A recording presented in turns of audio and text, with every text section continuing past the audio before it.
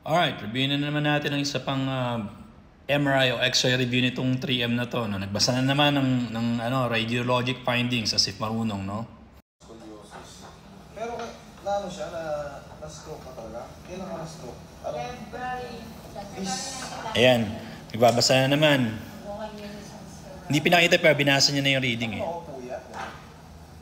Ayan, binasa niya yung reading. So may idea na siya kung anong binabasa niya. Anong nawala sa'yo? Anong naging effect sa'yo?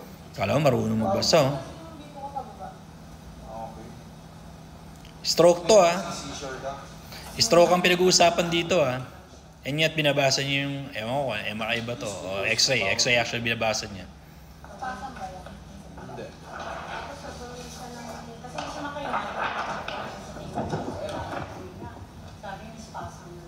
Ayan, maraming spasm yan. Marami daw spasm. Pag ano kasi yan? HP. Ganito kasi yan. Tulad yan. Tabingi, di ba? Kita-kita nyo. Tabingi. Pero ang tawag dito is hindi ano lang. Oh. Wow! Laki ng inangat to. Laki daw ng inangat. Sakto sa ano. Ito kasi yung tsura nito, baga yan. Oh, tapos? Kaya mahihirapan kami. Yung mga nerve dyan, yan nakikita mo parang white na yan. Oh. Yan yung tinatawag na maaaring spasm niya sa muscle. Kaya, Oh my goodness. naiinat kasi siya kaya hirap ko huminga eh. Oh. Naiinat. Oh. Naiinat yung mga nerve. Tapos? So sabi niya, nung binabasa niya yung X-ray, mga puti-puti niya, nakita mo, spasm yan. Naiinat na yung nerve. Like, yung mga puti-puti sa X-ray, spasm? Paano mo nasabi yung puti-puti sa X-ray, spasm? Anong pinag-aralan mo? Kahit nga mga radtech, hindi pwede magbasa niyan. Kahit nga kami mga physical therapists, hindi pwede magbasa niyan eh. Ikaw, direkta ang binabasang ganun. Malamang kasi nabasa niya yung reading sa papel na meron nakalagay muscle spasm doon. Actually, hindi mo mabasa yung muscle spasm sa X-ray. Pero tuloy natin. Mga simula ka bata, no? Ano? Paano? Ito lang. Before pa ba master, parang ganyan ka na.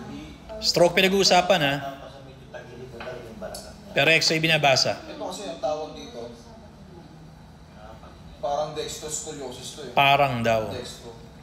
Paano niya sabing dextro? Nung bata pa siya, nakita ko na siya, parang mataas yung isang... Alright, so paano niya sabing dextroscoliosis, no? Para sabihin niya, parang dextroscoliosis to. Kasi dextroscoliosis is just the laterality. Kung saan papunta yung scoliosis. Nasa right side ba o nasa left side? Pag nasa right side, dextroscoliosis. Pag nasa left side, levoscoliosis.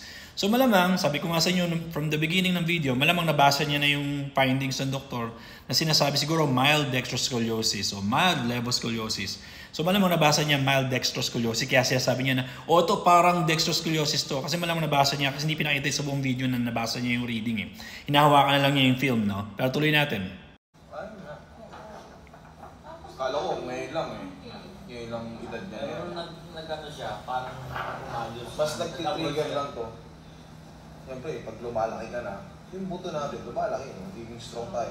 Ngayon, siyempre, kung ano yung kurba ng buto mo, susunod ngayon, napipenetrate ngayon sa sakong-sakong sa ano mo, sa breathing to eh. Lagi Kaya siya thoracic. mami, nahirapan ako na nag-stop siya ng hininga. 1, 2, 3, ayan. T4, 5, 6, Ano, nagbilang pa talaga, oh. 8, Kahit elementary, kayang gawin yan. hanggang T9. Hanggang T9. Eh, nasa lumbar ka na eh. T4 hanggang T9. No? How did you know na T4 to T9? Okay. 1, 2, 3, 4, 5, 6, 7, 8, 9. Dahil ko palang bibili sa paninda ko ngayon sa tindahan, ano? Ay, sorry, nandiyan pala kayo.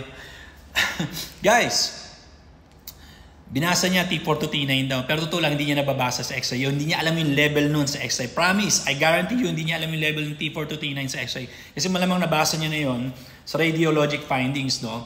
May findings na yung nag-X-ray, nakasulat na lahat doon. Malamang kinabisado na lang niya yun. Tapos sinasabi, nambubullshit na lang siya ng mga tao, ito T4 to T9 to. Bibilangin natin, 1, 2, 3, 4. As if na maalam niya yung binibilang niya, no? So, ganun ang bullshit ito sa 3M massage, no? Tingnan natin ulit, ha? So, magti-treatment na. Ito, ngayon wala nang manid. Nanam ko? Ano lang, yung madaliri talaga. Sabi naman yung doktor niya sa neuro. Will take time, many time, or... Pagkuhan niya na. Eh, magkuhan niya na, yan pa rin yung manhid ng daliri niya. Tapos na-12 session ka ba na? Parang siyang normal na kung titignan mo. Pero siyempre, pakiramdam niya, di ba? Ano niya, reklamo niya laging mga ganyan bata. Nangangalay. Na-stroke eh. Eh kung na-stroke yan, mangangalay talaga yan. Diyos mio. Oo, stroke ang mga na.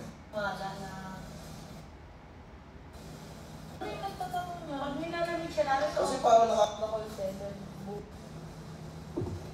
Forward natin ha, kasi puro palagatok lang naman gagawin ito eh. Like I said, anong sakit mo? Stroke, madaling araw. ngalay, ngimay, papatunugin niya likod mo. Maga pa lang boundary na. Masakit din. Balikan niya pagkagising sa umaga. Ang hali ng Forward natin ha, kasi wala naman to eh. Tuntua siya, akala niya eh. So it's one of the biggest bullshit na ginagawa ng mga yan, no? Kung pantay daw ba yung paa, there's no such thing, walang ganyan. Kaya pantay kaya hindi yan, walang kinalaman yan dyan. Oh, ayan. Pupulin natin sa... Bullshit yan. Bullshit yan mga paa na yan, kunyari pantay, Diyos mio. Bakit? Ito, Tapos,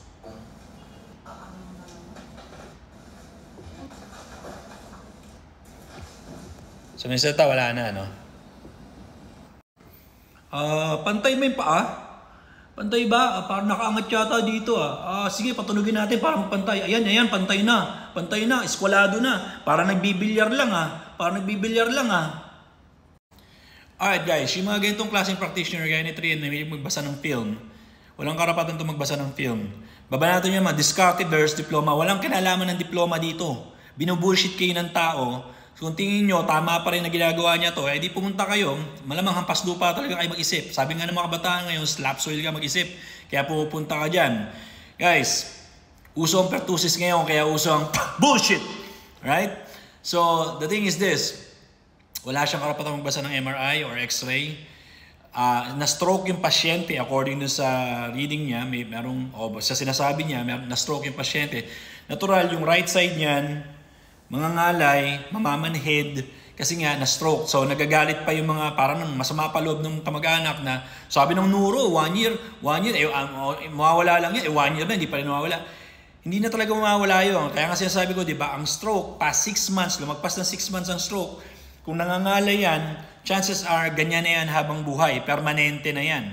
Ulitin ko past 6 months lang, after stroke, kung nangangalay na yan habang buhay. Kung ganyan na yan habang buhay, permanente na yan. So yung ginagawa niya, palagatok ng likod, wala magagawa ito. In fact, baka maka-worsen pa nga, baka lalong ma-stroke pa uli ito. Lalong ma-stroke pa uli ito sa papalagutok niya ng likod. Kasi nga, pwedeng high risk for stroke yung ginagawa niya. Guys, hindi ako naninira dito. Ang daming mga slap soil mag-isip dito, sinasabi naninira ka lang, Dok. Ba't galit na galit ka? Ba't umiiyak ka? Sino umiiyak? Sino galit na galit? Hindi pa pwedeng sasabi na ng katotohanan. Palibasa, slap soil kayo mag-isip. Nadadala kayo sa mga bullshit.